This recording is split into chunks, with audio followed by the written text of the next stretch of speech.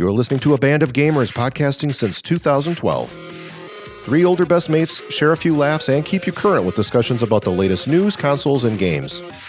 Join the conversation and the community. abandofgamers.com.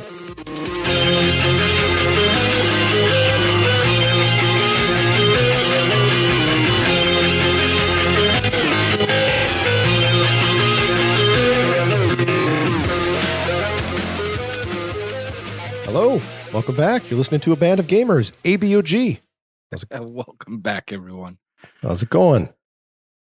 Oh, another epi.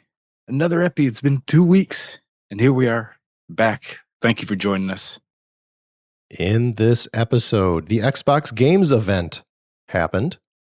Maybe we should call that the Game Pass event. Right? We'll get into that. A game Shane predicted would come to PS4, and quite frankly, I thought he was crazy. Thought this would never happen. And it just released on the PS4. Certainly did. And boy, is it a beaut. A flagship Xbox game will make its multiplayer free to play. Is Xbox Live Gold going away? There are some hints. A classic Rare franchise gets a release date, and it's this month. Love when they do that. And then, time permitting, if we keep it to an hour, we'll share some of the games we've been playing. I'm Joel, your MC, one of your three co-hosts, recording in a suburb of Milwaukee, Wisconsin, USA. Joining me on this podcast journey, first off, from Vancouver, Canada, where hockey is back. It's back everywhere. It's Shane. Hey, Shane. Hey. Yeah, it's kind of nice seeing a bit of ice hockey, being back. It's good. It's nice. It gives a little change. Running out of things to watch on Netflix. So, having sports back, even watching a little NBA, a little NHL, a little MLB. What's left of the MLB? I think we're a week into the season, and it's already a disaster. So that's yeah. Luckily the season's half over, but whatever. And Birmingham, England. He's still in Premier League. He is still Premier League. I'm sorry. It's Carl. Hey, Carl. I can't read today. How are you doing, buddy? That's all right. I'll take it whether you say we're still Premier League or, in the Premier League. It's all true. Aston Villa stayed up. I'm a happy chap. And, happy that football came back after all. That's fantastic news. And it is great to have sports back. But before we tick off the listeners who are like, sports, shut up. Let's get into the news. The Xbox Games event happened on July 23rd. They showed quite a lot of games. This is the presser where they were going to show a lot of first-party stuff. First, as everyone expected, with the focus of the event, and the first game they shown was Halo Infinite, which they haven't shown a whole lot for previously. And it really got some mixed reviews there on the internet, hey? Yeah, people were fired up over this. Yeah. Mixed is a fair response, I think. Okay, people were disappointed. Is that more accurate? I don't think everyone was disappointed. Well, some people probably always were going to be disappointed, but it looked like Halo. It didn't really look like a next-gen Halo, but when I went back and watched the stream in 4K, I think it looked a lot better. But it definitely was a strange one. When you kind of see some of the graphics and stuff, and you're like, it's maybe it isn't the showcase game that they wanted to kind of throw in there, but it's still ticks a lot of boxes, I think. Yeah, as a fan of the series, the franchise, I was pleased. It does a lot of things that I want my Halo games to do. A lot of callbacks to old weapons and enemies, and just so the gameplay looked very familiar, very classic Halo style. But you're right, it didn't have that coat of sparkle that a new console should have. But again, Xbox is putting this game out on two consoles, right? It's going to be on Xbox One and Series X. There was the Sony fanboys really had a field day, going crazy, I noticed, on social media. A little while after this, and in response to some of the disappointment, perhaps, Aaron Greenberg, the Xbox marketing manager, said, "Listen, we are in the middle of a global pandemic. It's July. We're far from holiday. You're seeing a work in progress game." What do you guys think of that? They're showing off their launch title, the game that should help ship a new console. Is it the pandemic? I mean, I'm sure it's probably fair, right? They're not all together. It probably takes a little bit more to get this stuff shined up when they're all working remotely. But we're what, 4 months away from a console launch? Yeah. A bit of a strange message, I think. It was almost like not petulant, but just kind of, I don't know. I don't think they needed to say anything. It's a alpha build. Take it for what it is. It still looks like Halo. There was a game in there that I thought looked really, really good as a shooter, the Crossfire game, which we might talk about, or we might just skim through it. I don't know, but I looked at that and I was like, man, that's a shiny FPS game. That looks really good. And then just comparing in the same kind of press conference to Halo, like it just makes Halo look that little bit more. I don't know whether dated's the right word. It's still, if you're a Halo fan, you're going to love it. Like it's still Halo. It just didn't have all the bells and whistles. Maybe it kind of, maybe they could have glossed it up a little bit. I don't know. But I guess you run the risk of the diehard fan being a bit disappointed if you change the graphical style and you change too much on it. Maybe they were just didn't want to upset people. It got me thinking about God of War, right? And you hit on it there, Carl. The Xbox may not be in a position to take a lot of risk with their flagship franchise right now. I think they have to, or maybe they feel backed into a corner where they have to give the longtime Halo fans exactly what they want.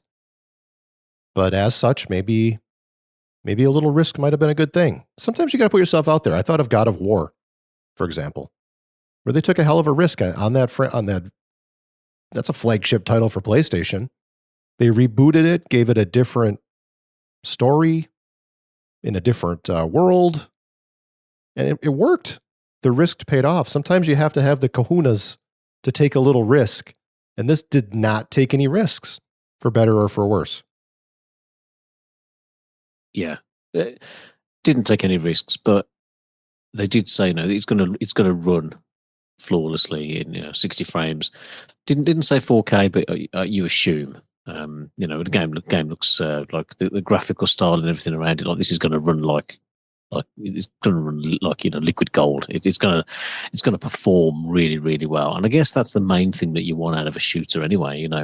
Graphics are great, but you need it to be quick and responsive and run at a great frame rate. So I still think this is going to be one of those killer titles. And for me, as a subscriber to Game Pass, or who will soon be a subscriber again to Game Pass when the new console comes out, it's great that I can jump on the PC and give this some welly. I'm definitely looking forward to it. I just it's like like the Sony presser when they opened up and it was Grand Theft Auto, and you were kind of like okay, they didn't fill me with confidence for the rest of the press conference, even though the Sony one got better from that point.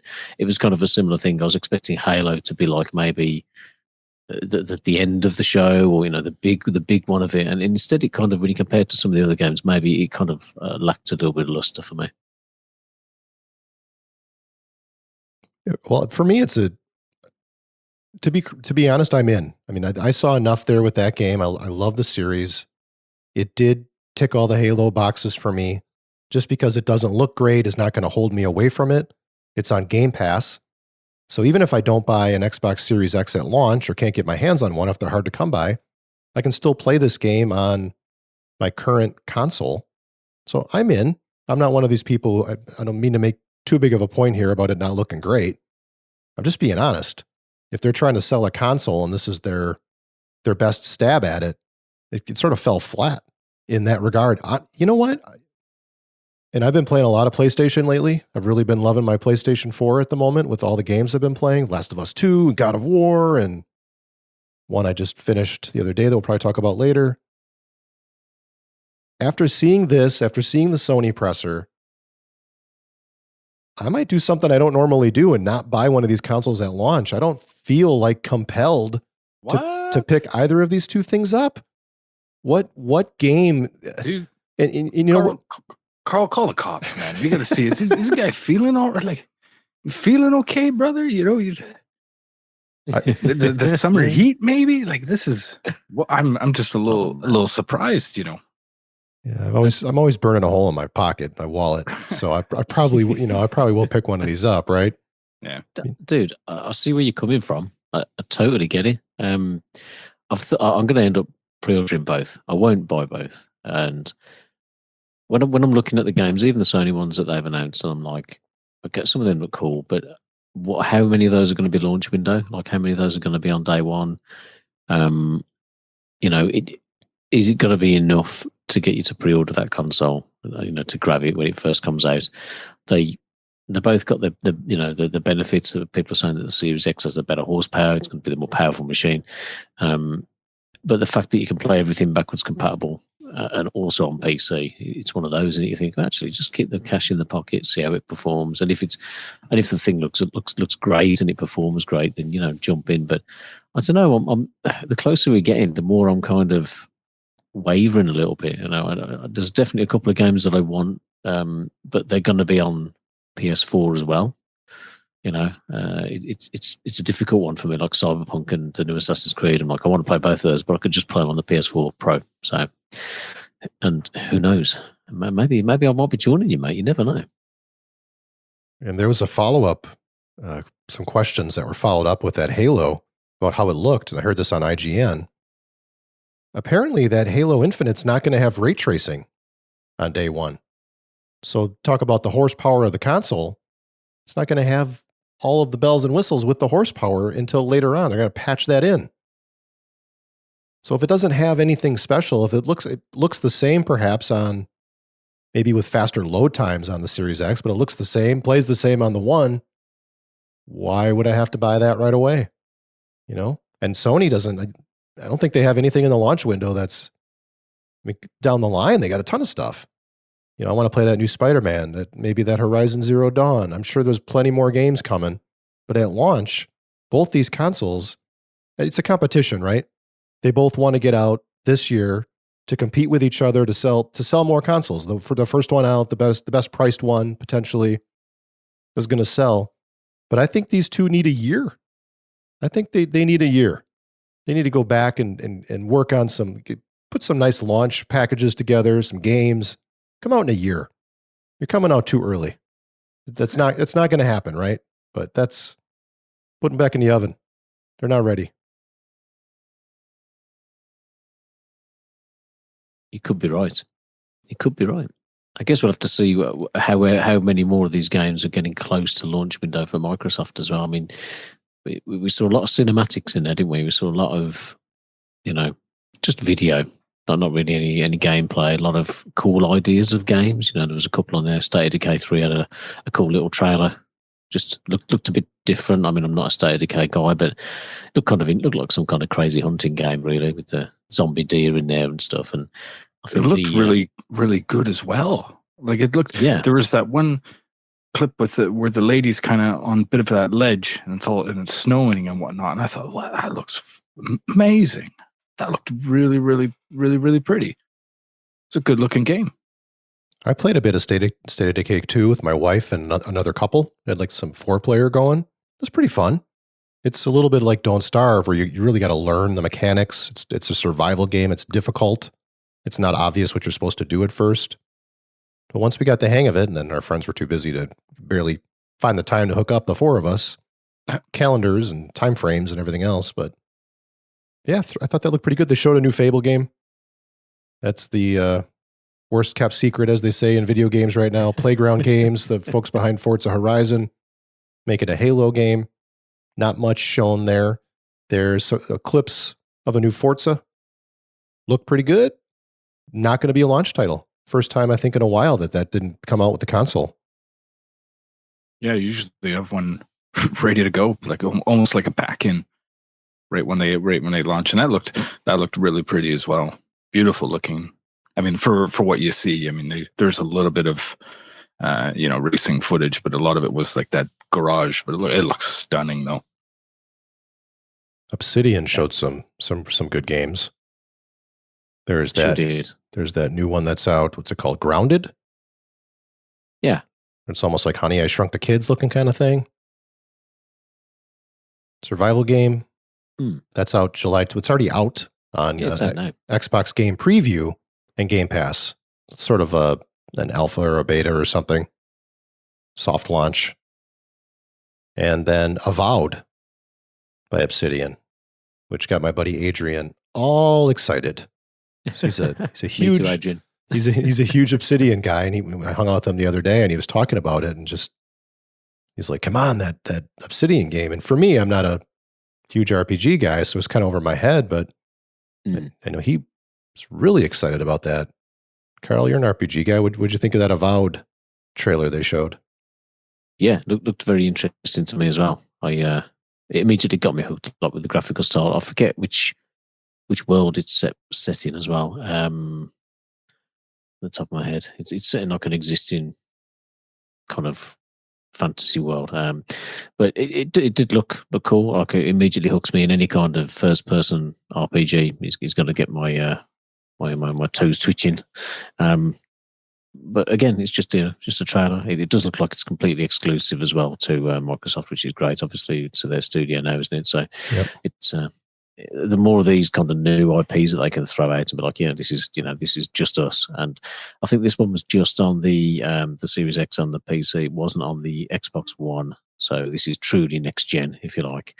And those are the ones that were catching my eye the most on the conference. That are kind of going through, and I was writing down, which ones are not going to be on the current generation, which ones are kind of solely going to be next gen. And those are the ones where you're going to see all the those cool graphical bits of jiggery poker and stuff. Halo not having ray tracing doesn't surprise me if it's on the One X as well. So it's those kind of games I'm looking forward to seeing.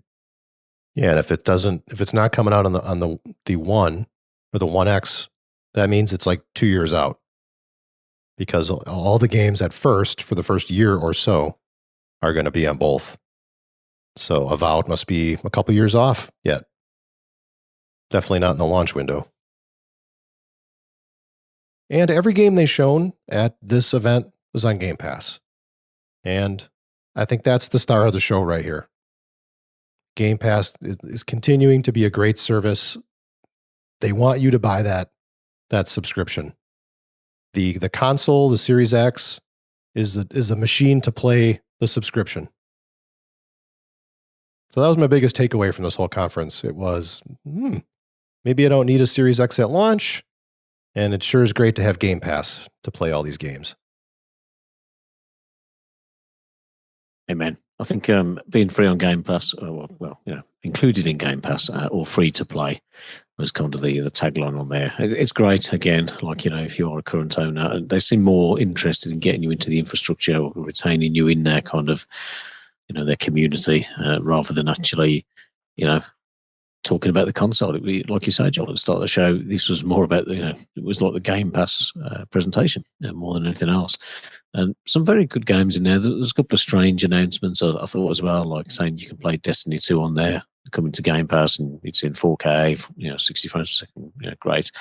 That was a little bit strange. Tetris Effect as well. I think they've got a exclusive multiplayer mode. Who knew that the Tetris Effect needed that? A bit of a strange one, but they're more like little bits of filler. I think more than anything else. I thought the medium looked really good. I loved the way that you see both worlds at the same time, and you kind of navigate your character through the reality, and then this kind of whether it's an underworld or the paranormal realm or whatever. But that looked like that would be graphically intensive. Like that's going to tax a processor real hard. But it looked very interesting. I really do want to play that one.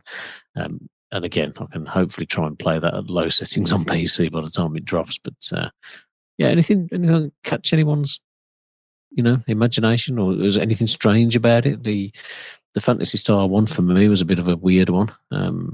again, that's free to play. And it's kind of a remake of Phantasy Star Online 2 for the 20th anniversary. They're kind of taking all the game and just completely redoing it and releasing it on there. So, interesting to me, but maybe a bit of a strange one. I don't know, to throw at the gate.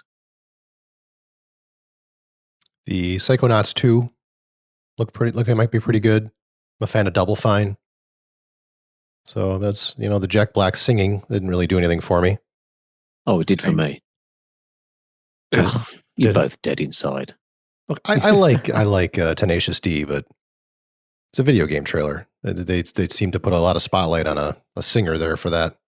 He's one of the. They could show. They could only show what they could show, couldn't they? He's a voice actor in the game, apparently. I don't know, Shane.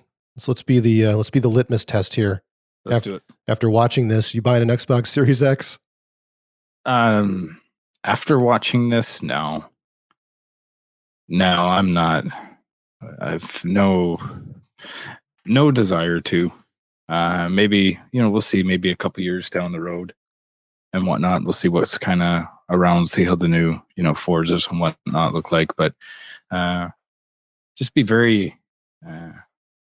Not really pursuing it with my experience on the having a 1X. It just didn't get enough use to really kind of justify having it both times I had one. Mm-hmm. So I got one, want to play, Horizon 3 or actually Horizon 2. I remember it was the first game I got when I got that, and I really enjoyed that game, and then started getting further into the series. Played a lot of those games, and then it was collecting dust, never did. And then they announced the 1S, right? So I, sold that, and then, the 1S came on a great deal. We give it another go and whatnot, and it was just the same result, I'm afraid. And so I'm not. It would have to be, like I said, a couple years down the road or whatnot. We'll see where it is. See if there's packing, a good deal or whatnot, and. And we'll see how those Forza games turn out going forward. So. I think the reaction, just like Shane's from PlayStation fanboys, is nothing there. I think for them to go and switch sides based on this presser. Game Pass, though, what'd you think of Game Pass, Shane? Is that anything that tickles your fancy? Let's say you don't have a console, but they're going to have that Project xCloud coming out where you can play it all over the place. Game Pass really intriguing to you at all?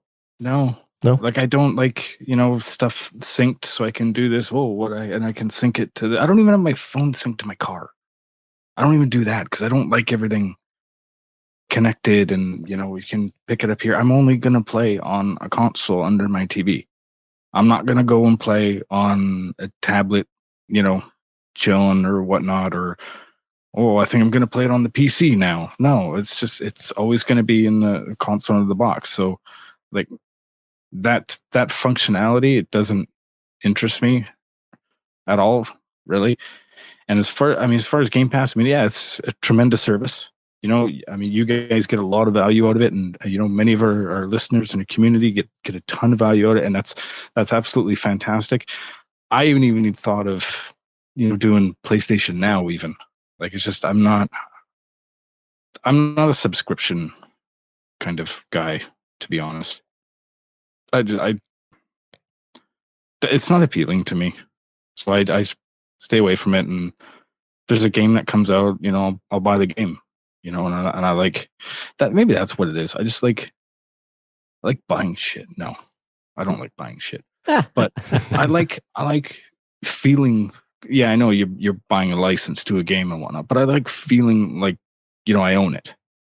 I like it, on the shelf or whatnot. I like having that, and I hold on to that experience. So I hear you. Yeah, so the streaming stuff just doesn't. I don't even stream music. I still buy all my albums, whether they be, records or CDs, even still, or I buy them all digitally and whatnot. I like that. I like the feeling knowing that I bought something and I own it, quote unquote. Yeah. Right. I get it. I mean, There's you're a lot of great value there, and I know a lot of people that get a lot out of it, but it's not something that I just like, oh, that really interests me and I want to get into. I don't know. I mean, it's kind of Sony's strategy right now. They don't have a Game Pass, and they want to sell you the games. Yeah, it's exactly what you're looking for. I was just curious. I think you represent that listener, that small that PlayStation minority. gamer. No, the PlayStation's killing it. You represent the PlayStation gamer, and if they're thinking about switching over, I don't think there's anything there to do that. Carl mentioned he had recently not been subbing to Game Pass, and I just heard him say earlier he's back in. Talk about that, Carl. What in this made you want to go back in? I will. I mean, explain to us now. I dropped out of it because I've subscribed to PlayStation Now. So that was more of an impulse buy. I got it for 20 quid for 12 months. Give it a go. And I got to say, Now is very good. Like, it's not as polished as Game Pass is, but for me, like, I mean, I'll talk about Game Pass in a minute, but with Now, like, there's PS3 games that I've played in the past and couldn't finish them up or whatever, and you can pull save games down and stuff like that. It's super handy with the PS4 feature, and I've got the app on the PC as well. So kind of if I want to stream, I don't know, so I want to watch telly on one monitor and I want to play a PlayStation 4 game, whatever, on the other monitor, I can stream it on, just it syncs your trophies and your save games and stuff to the cloud. It's clever. Okay, it's pretty cool, but it is really expensive. Like if you were paying £9 a month for that, like it's not great value for £9 a month. The thing that will pull me back to Game Pass is all these games that we've been talking about here, and I think Microsoft are quite clever. They've got that one game, Grounded, which is out now. And it is, from all accounts, it's kind of like, a bit of like Ark survival mixed with a couple of other bits and bobs. Not necessarily, what I'm going to jump in on, but there's a lot of stuff here that I will want to play. So the easiest thing for me to do is just drop £4 a month on Game Pass and play these games. And I think the kind of the litmus test for me will be how those games perform on PC.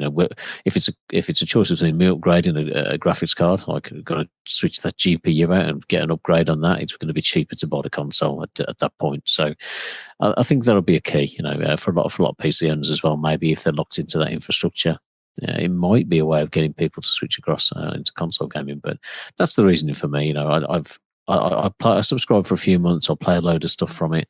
And then the great thing about Game Pass is it updates so frequently. Like, you can duck out for like 2 months and you come back in and there's all new games pretty much. It's very, very good like that. So, yeah, that's my thoughts behind it, really. It's the world we live in, too, now with subscription services. Listen, I'm going to be the opposite of Shane here. I'm going to list all of my subscription services, and at the potential of embarrassing myself. Netflix. Pay for that every month. I've got a Hulu subscription, which is tied to Disney and ESPN. Disney Plus, ESPN Plus, whatever. Is that what you call that? Disney Plus? Can't even remember the names of all these things. They're all pluses. So ESPN Plus, Disney Plus, Hulu, all packaged together. There's one subscription. I do YouTube TV, so I don't have cable, cord cutter from a long time ago. But I want my sports. I want to watch my Bucks. Go Bucks. So I subscribe to YouTube TV, HBO, subscribe to that now, Game Pass, Apple Music. So I have, giant catalog of music at my fingertips whenever I want without having to deal with the MP3s and the codes and everything. I got a record collection that I listen to in the house, but when I'm on the go, I don't want to fuss. So I pay for Apple Music. Let's see what else. Maybe that's it.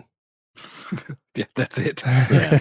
I think you missed out. Doing the math on it. It's like, right, but you just put it all on your check card, and it just, I've got my little spreadsheet with when these things hit each month, and it just comes out, and I don't think about it. It's like the money's just gone.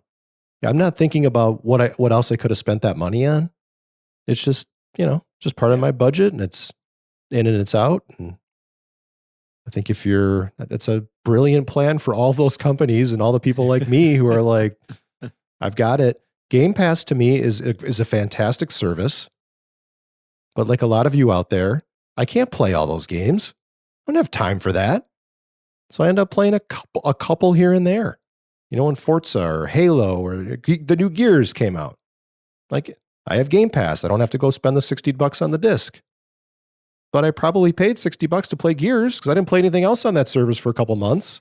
It's like the equivalent of just going and buying the disc, right?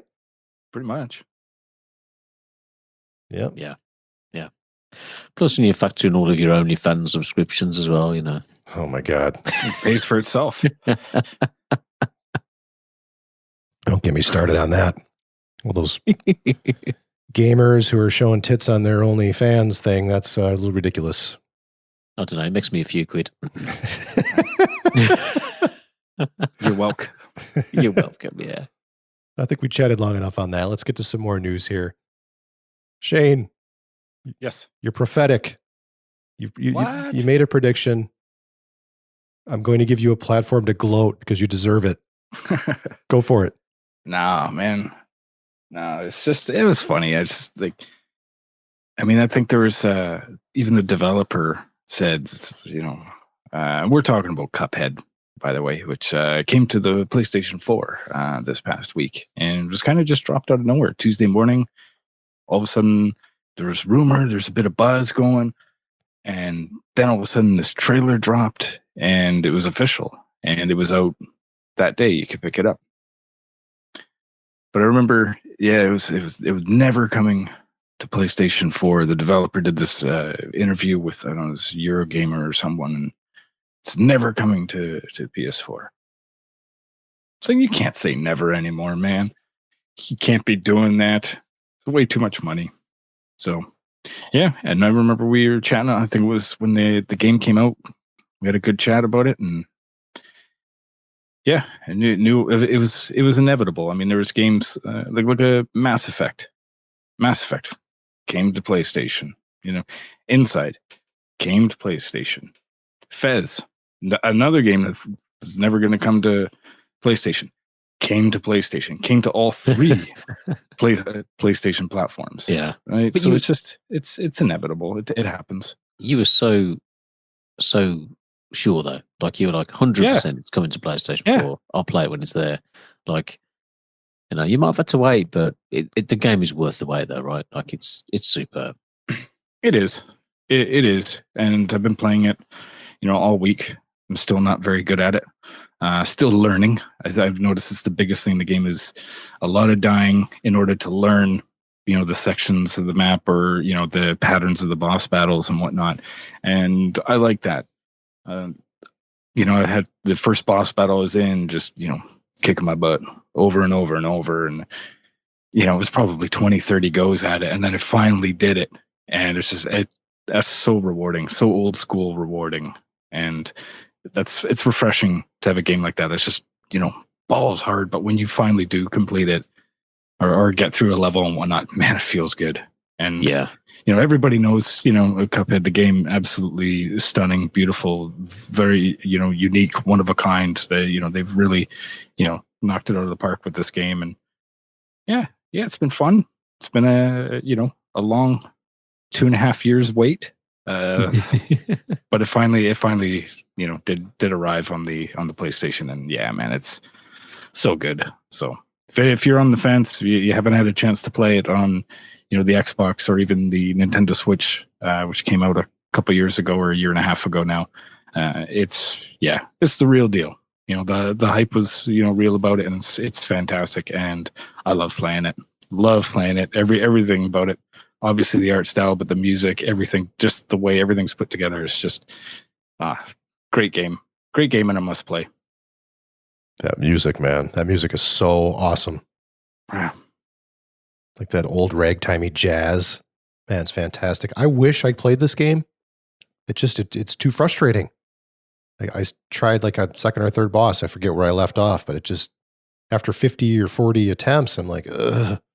It's not only enough you have to learn the patterns, but you have to pull it off too, man. Yeah. It's not, you learn the Yeah. patterns is one thing. It's still a hard game, even if you learn the patterns. Oh, yeah. And there's a lot of patterns. It's not Mega Man where you learn one pattern and you're good. It's like they're different attacks, each boss, different styles, each boss. It's a hard game, man. I give everybody who's played it and has beaten it a ton of credit. Oh, hats off. It's like juggling, isn't it? And then every time the boss adds another phase to its attack, it's like someone's thrown another ball in there for you to juggle. You know, we're trying to remember what you've done with the other ones. Like it's so glad you play. Yeah. I totally agree. Well, nice job, Shane. You called it. Didn't think it was going to happen. I thought it was going to be like Halo or Legend of Zelda. They were going to stay on their consoles, never move. But I was wrong. Yeah. No, it happens. Happens now again. No, I'm wrong all the time, man. Don't beat yourself up over it, man. It's No, I am. It's true. Halo Infinite, we talked about earlier. The multiplayer, which just came out the other day, is going to be free to play. And they say it's going to be up to 120 frames per second. But that's big news. So even if you don't have Game Pass, and apparently you don't need Xbox Live Gold either. It's just if you have an Xbox, it's free to play that multiplayer. Looks like they're building a platform here with this game. Yeah. DLC and season passes incoming, I assume, right? You'd think so.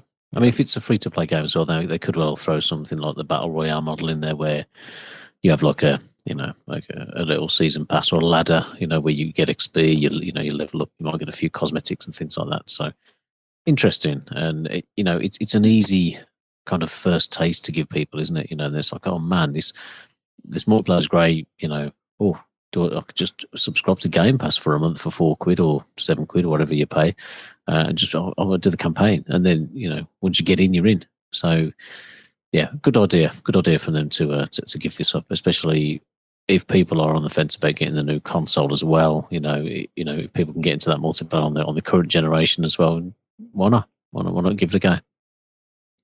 That's exactly what I was thinking. If you're an Xbox guy from the past, if you're a big Halo guy, but you got kids, you're busy with your career, you didn't buy an Xbox One or whatever, and you hear this, wait, so if I buy the new Xbox, I can play my Halo. I don't have to buy Halo. I can still play it. I can play all the multiplayer. That might get people to pull the trigger on an Xbox potentially. So I think that's smart. And yeah, season pass and battle royale mode and everything, or battle pass and all that stuff, skins. Look for that coming soon.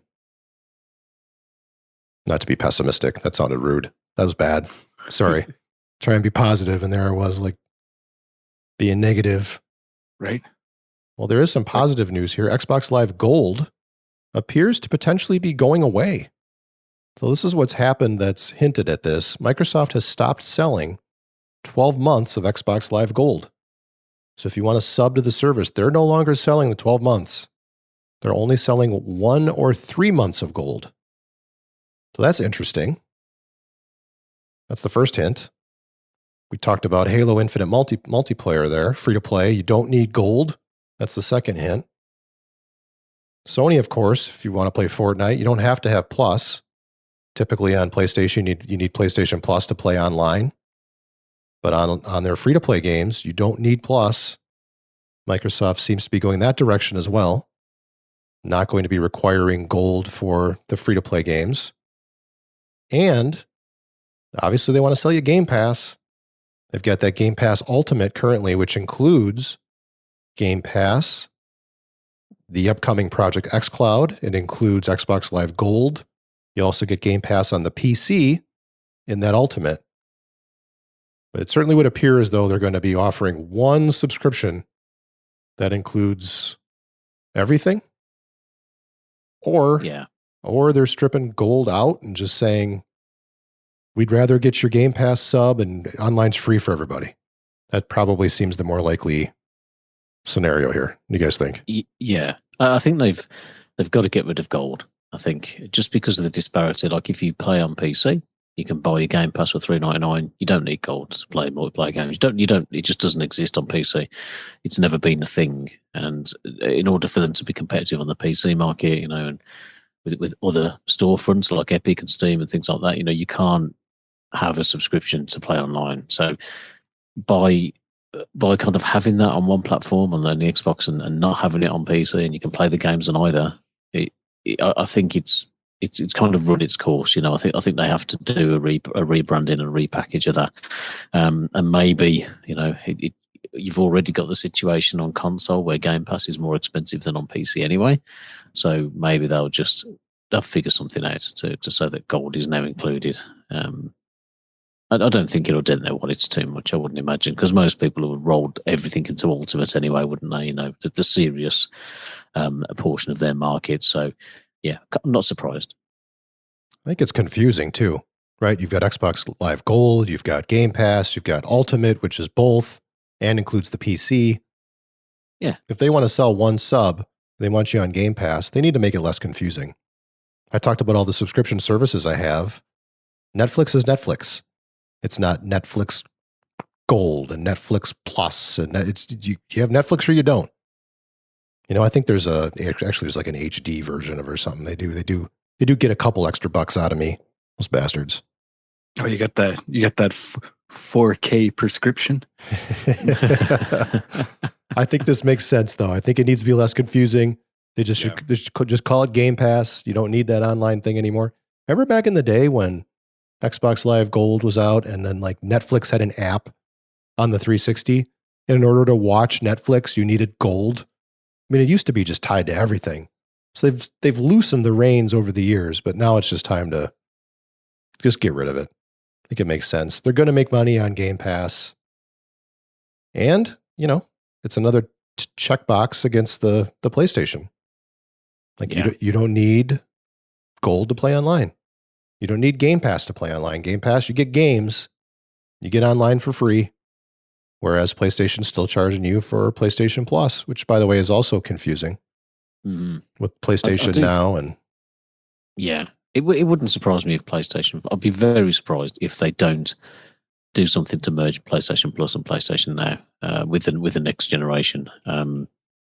Whether they stop giving away the free games every month and they just say, right, online play and the subscription service for downloading or streaming games is all in one. I don't know, because I don't think they're going to want to go into that PS5 generation and give away PS5 games. I don't know. That's not happening.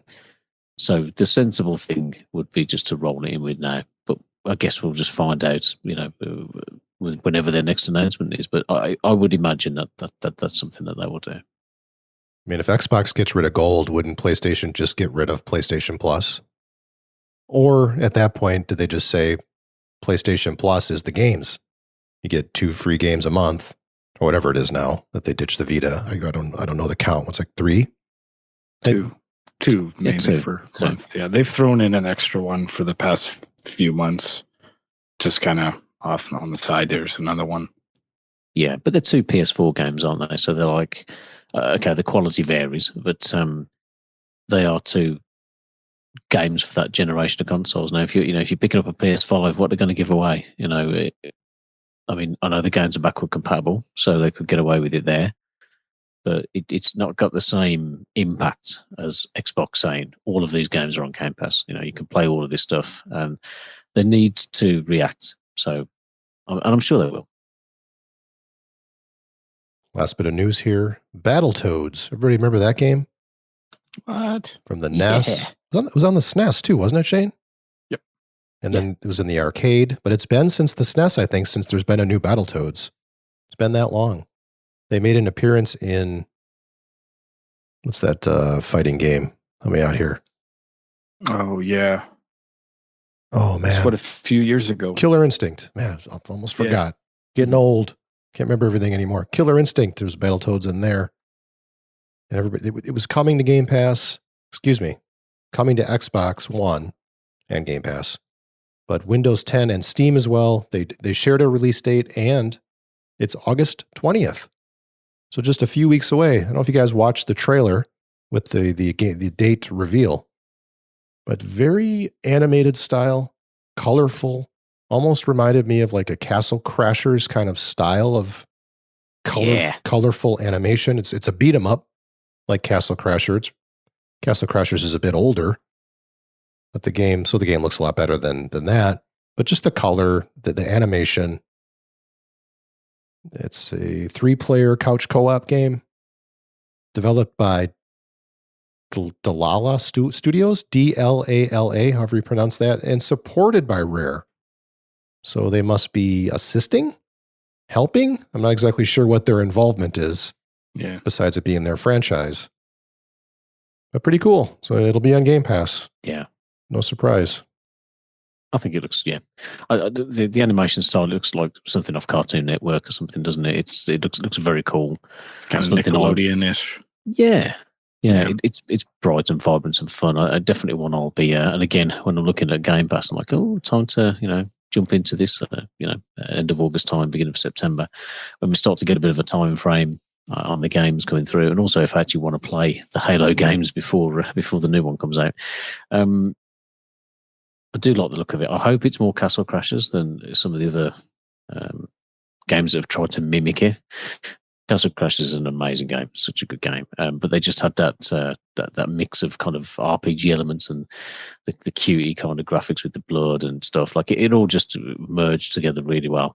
I hope that this is just as entertaining. But it certainly got my attention. I'm definitely going to give this a go on Game Pass for sure. Yeah, it looks pretty good. And it's on Game Pass, so hey, I'll give it a shot. Well, thank you for listening. We're not done. I shouldn't say it that way. Help us out. Give us a review if you can.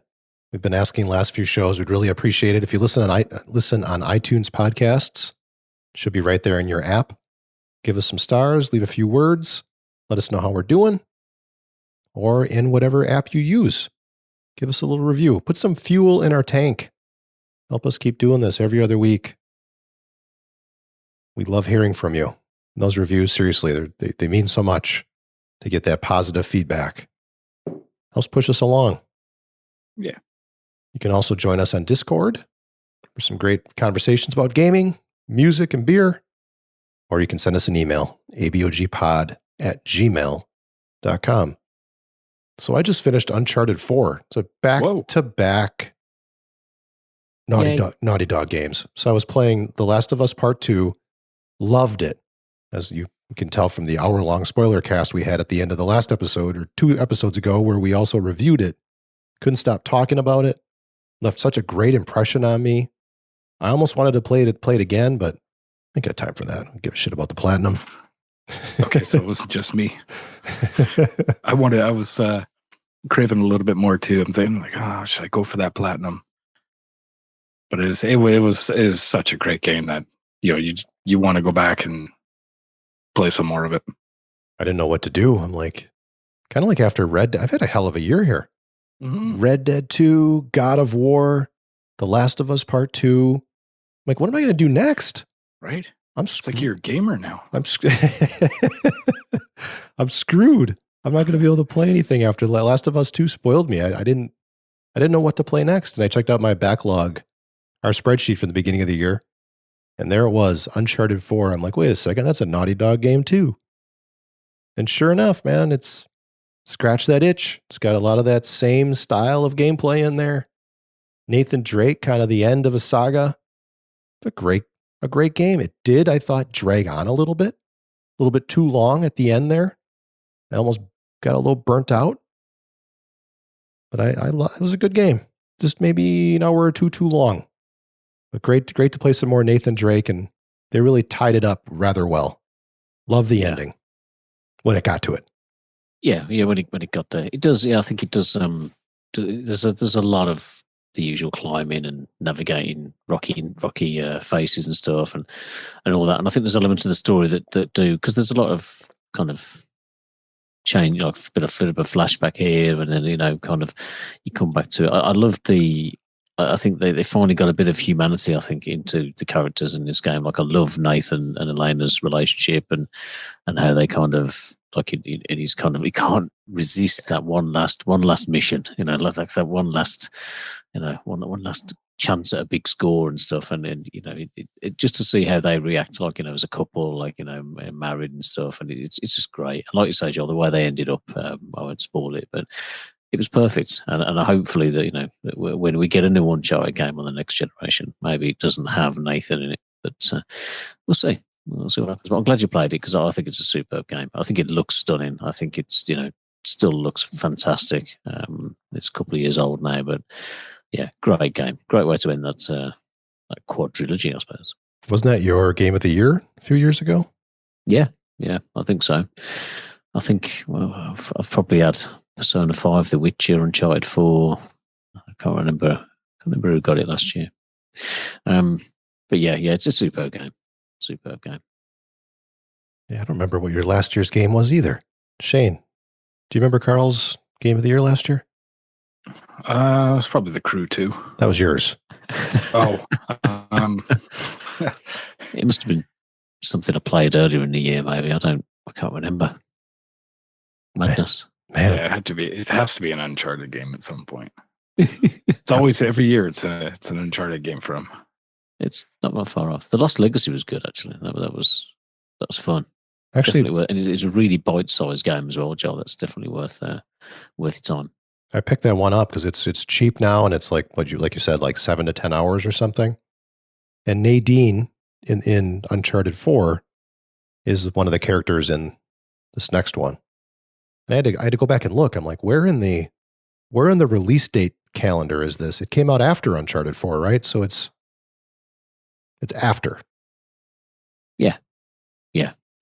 Nathan's kind of otherwise occupied, and it's down to the two girls. But the story's great on that. I don't think I finished it. I think I got to right towards the end, as I typically do with some of these games. I'm like about 2 hours out, and put it down. Like, oh, yeah, I'm good. I've played with most of that. I'm happy.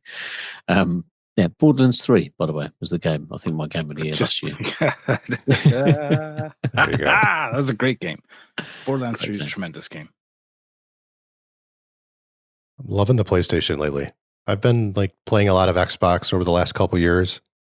But with the God of War, The Last of Us Part 2, Uncharted 4, it's been a lot of PlayStation for me lately. And thanks to that listener, too, a few shows back that recommended I get that Astro A50 base for the PlayStation, so I could take my fancy headphones for the Xbox and make them work on the PlayStation 4. That's been hugely helpful. I'm a headphone guy now with gaming. I love having the headphones on. Yeah. It makes a huge difference.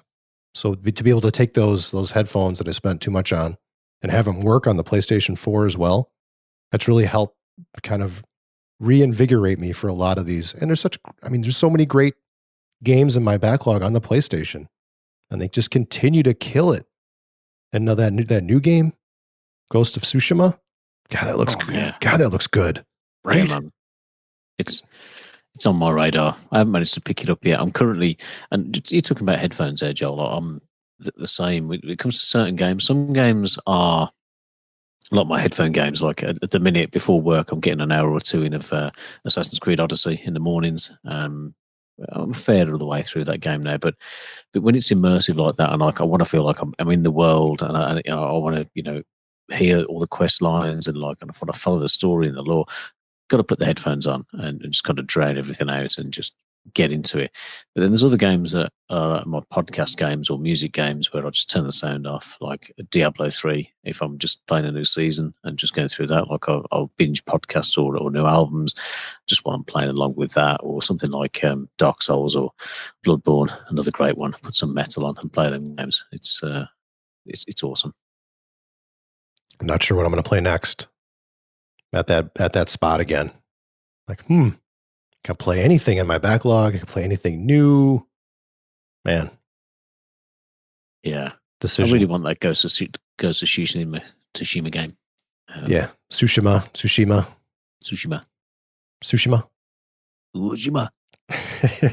Wow. A friend of mine told me that it's a cross between Breath of the Wild and Horizon Zero Dawn. And ever since I heard that, I can't get that out of my head. I'm like, It's Breath. Yeah. It's like Breath of the Wild. Are you sure? He's like, I'm totally sure. It's got that big open world. It's sprawling. It's Yeah. beautiful. And now I want to.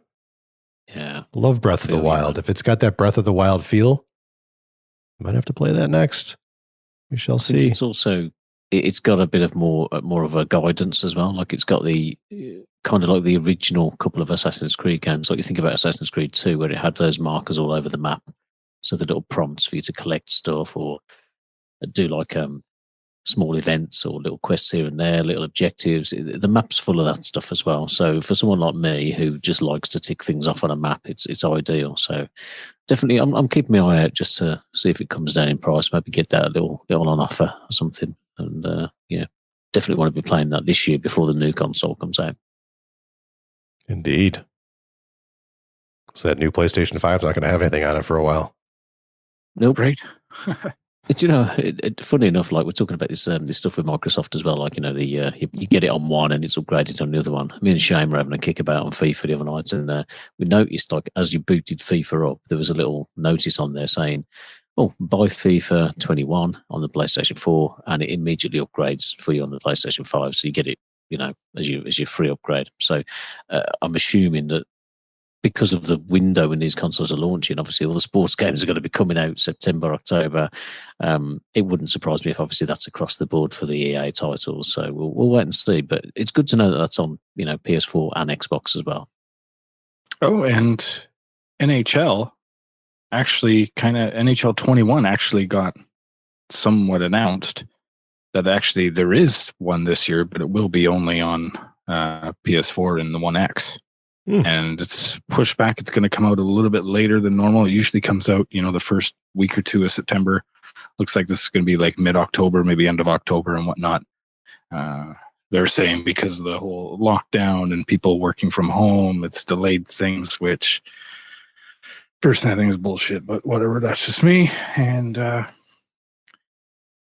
yeah, hopefully they're working hard on getting Frostbite into 22 or 23, who knows, whatever comes out on the next console, if it ever does. But no, they're never going to use Frostbite for that game. It's just going to be the same trash year after year. But you're still buying it, right? Of course. We gotta get that preload. Yeah, I'll probably buy Madden, play it 3 times, and let it sit in the shelf just so I don't not have it. Ridiculous. Luckily, I got a good buddy, and we always, you know, you moved to a bit away and whatnot, and we grew up playing, you know, games, you know, on the couch and whatnot, you know, NHL and FIFA, you know, it's just always that's our thing. And so he's you know, got a copy, so I get a lot of playing with him, you know, going so enjoyable. But come on, guys, you know, get Frostbite in there. Let's go, you know. I play FIFA with Carl, and the game is absolutely stunning. It's beautiful. Looks amazing. And then a couple nights later, then I play Chell with my buddy, and it's just sad, you know. Want to look, you know. Come on, guys. But there is one this year, so I'll be saving my tickets up to get that game. Your skee ball tickets? Right. Play 28 games of skee ball for like $15. Get yourself a couple Tootsie Rolls. Like, yes. And ass. one of those finger puppet things, the little silicone ones with the you know, the arms. Oh yeah. The big sunken eyes. Horrible. Man, I've been working from home now for 4 months. Longer than 4 months. And I can function completely like I'm in the office. It's a little bit more hassle, right? I mean, I can't like just turn over the shoulder and say, "Hey, did you do that one thing?" "Yeah, I took care of that." "Great." Now I got to like send a text, send an email. "Did you do that one thing?" "Yeah, I did that one." But fully functional at home. The point I'm trying to make is, what's different about video game development that you need to be with each other? Is it the machinery? You don't have a souped up machine like they have in their office at home, right? I mean, what's a lot of excuses lately with, and I'm not saying they shouldn't have excuses. Maybe they do. I'm just curious. What's unique about video game development that makes it so much more difficult not being in the office to just pull anything off. Put out a good trailer, move to Frostbite, what have you. Must be being in the office there for that must be really important. Right. Or something. Like it's just you don't get that that tilapia that's cooked in the microwave in the break room. Is that what you're missing? God. Is that why you can't function? You need that, you know? Don't be that guy. Exactly. Yeah, don't cook fish in the microwave at work. Don't do it. So rude. So we have a couple minutes left. Should we share what we're drinking? Or we shut it down for 2 weeks? Great. Yeah. Glad you agree. Yeah. I'll go first. I've got I don't know if you guys have ever heard of this brewery. It's called 1840. Located in Tell me more. Yeah, located in Bayview. Bayview. Also suburb of Milwaukee, like me. This is a special one. They all are from 1840. I mean, I'll be honest, but it's called Pop. And it is a take on a Tootsie Roll Pop, a cherry Tootsie Roll Pop. So it's a sour beer with the cherry flavor, a little bit of cocoa nibs in there. Ooh. And sure enough, it tastes like a cherry Tootsie Roll Pop. Very red and it is wonderful. It's very good. Not as sweet as the candy, but man, is it good. When they first announced this, I was dubious. I'm like, yeah, I don't know about that. I don't want a lollipop in a beer. Right? Of course they nailed it. They always do. Of course. Of course. It's an oak cream ale with cherry, cocoa nibs, and milk sugar. 7%. Very good. And sure enough, it does have that taste of a cherry Tootsie Roll Pop in a beer. Trust me. Looks delicious. Trust me. I know that you're at home, you're like, I don't know about that. Yeah, that's what I thought too, till I tried one. And then I went back and bought like 5 more. Like, okay, you got more of those? Like, yeah, how many you got? Give me more. And I've saved a couple. Pulled it out here today with my boys. Very good. Carl, what do you got? Nice. I'm move away from the usual brew dog. To be fair, I'm drinking a brew from Evil Twin Brewing from Denmark. This one is called More or Less Evil, which appealed to me. It's a hazy pale ale, nice little 5%. And you guys, when I was pouring this at the beginning of the show, you were like, "Oh, that looks good." I haven't got much left in this one. It's again pretty cloudy. You can't really see through this at all. It's quite bitter. It's full of those usual citrus fruits and all the rest of it, but it's not sweet or sickly like some of the hazy IPAs can be. It's got that real bitter edge to it. It's quite tasty. You know, it's a good little cleanser. Like if you've had a few beers that are a bit too sweet, you can have one of these and then rock a stout after. So, not that I've had all that now. I'm just that's the route I go down. Sounds good. Shane, do you go out pick up something special again, like you do? I normally do. I'm waiting for a new Parallel release that should be out this week, so I'll be making the trek down there. But unfortunately, this episode I am out. Yeah, I did not. What? Did not crack a beer this episode. I know.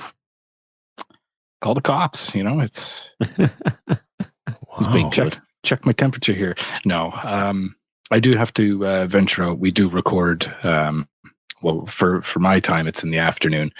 We are going out later, so I don't like to have a drink and then drive. I refuse to.